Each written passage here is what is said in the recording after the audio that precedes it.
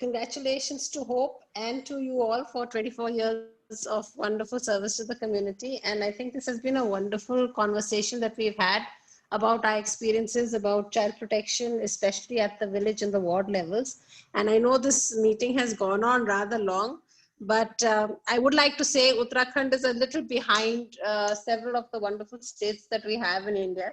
And child protection is not a major issue in Uttarakhand. We do have the processes of the CCIs, we do have the JJBs and the CWCs, we do have members of the DCPC that are in place, but the block level and village level committees are definitely not in place.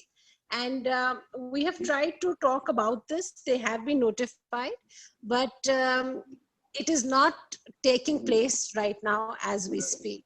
But what is important to understand and to remember, as a lot of people have said during this conversation, is that the VLCP should be, PC should basically be for prevention, because violation of child rights and child protection happen at the village level. And if we can prevent it, like we know prevention is way better than cure. So if we can prevent it at the village level, so let us not focus on the village protection, child protection committees being curative, but basically being preventive, so that no child goes into child labor or no child leaves school and falls out of school and things like that. We do have committees like the Mata Samitis for the Anganwadis. We do have the SMCs for the schools.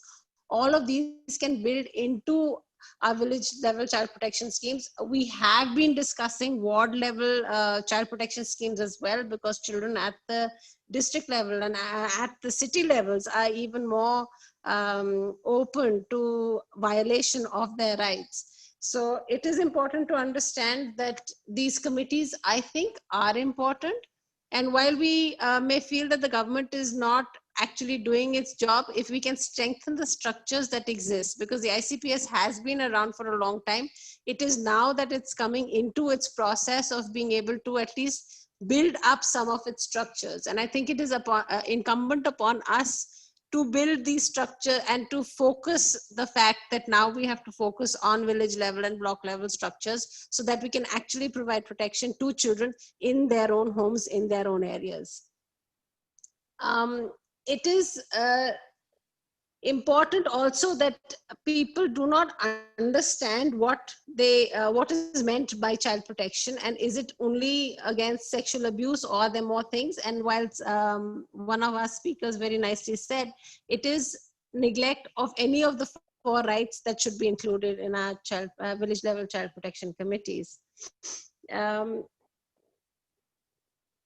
We need to sensitize communities on what we mean by child protection.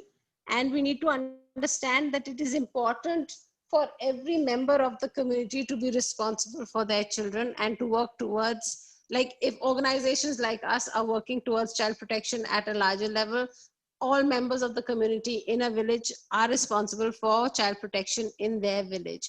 We have seen this happen, and actually COVID has been a real learning process. Because while a lot of child right violations have happened, we have seen the pradhans actually reach out and provide support to those members of the community that actually require help at that time.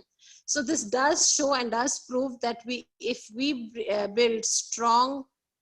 as India build strong village level institutions, there is a process where each child will be safe and each child can be protected.